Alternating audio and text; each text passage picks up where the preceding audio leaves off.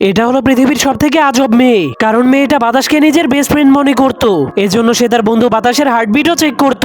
কিন্তু সে যখন দেখতে পায় তার বাবা তার জন্য নতুন কাপড় এনেছে, তখন সে অনেক খুশি হয়ে তার বন্ধু বাতাসের সাথে তালি বাজাতে শুরু করে দেয়। কিন্তু একদিন যখন মেয়েটা বাহিরে যাচ্ছিল, তখন মেয়েটা তার বন্ধু বাতাসকেও বাসের সিটে বসিয়ে দেয়। কিন্তু মেয়েটার বাবা সেই সিটে বসতে গেলে মেয়েটা তাকে বলে, এখানে আমার বন্ধু বসে আছে। এরপর রেস্টুরেন্টে গিয়ে মেয়েটা তার বন্ধু বাতাসের সাথে খেলতে শুরু করে দেয়। তখন ছোট্ট মেয়েটা লুকাতে গেলেই তার বাবা তাকে ডাকতে শুরু করে দেয়, যার কারণে সে তার বন্ধু বাতাসকে ভুলে সেখানেই ফেলে আসে। এরপর ঘরে যাওয়ার সময় মেয়েটার মনে পড়ে সে তার বন্ধু বাতাসকে সেখানেই ফেলে এসেছে।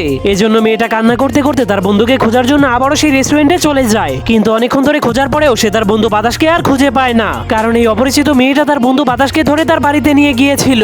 এরপর তাকে নিজের বাচ্চার মতো আদর যত্ন করতে শুরু করে দেয়। কিন্তু সেই মেয়েটা তার বন্ধু বাতাসকে হারিয়ে ফেলার কারণে সবসময় তার মনটা অনেক খারাপ থাকতো। কিন্তু একদিন সে তার বন্ধু বাতাসকে সেই অপরিচিত মেয়েটার সাথে খেলতে দেখে ফেলে, যার কারণে সে অনেক রেগে সারা রাত ধরে তার বন্ধুকে কিভাবে আনা যায় সেই বিষয়ে ভাবতে শুরু করে। এরপর সে রাতের বেলায় উঠে তার বন্ধুকে আনার জন্য সাইকেল চালিয়ে তার বাড়িতে যেতে শুরু করে। তখন সে দেখতে পায় অপরিচিত মেয়েটা এখনো তার বন্ধু বাতাসের সাথে খেলা করছে। কিন্তু তখনই সেই বাতাসটা তার পুরনো বন্ধুকে দেখতে পায়, যা দেখার পর সে অচেনা মেয়েটাকে ফেলে তার বন্ধুর কাছে যেতে শুরু করে দেয়। কিন্তু রাস্তা পার হতে গেলেই একটা বাস এসে তার বন্ধু বাতাসকে অ্যাক্সিডেন্ট করে মেরে ফেলে।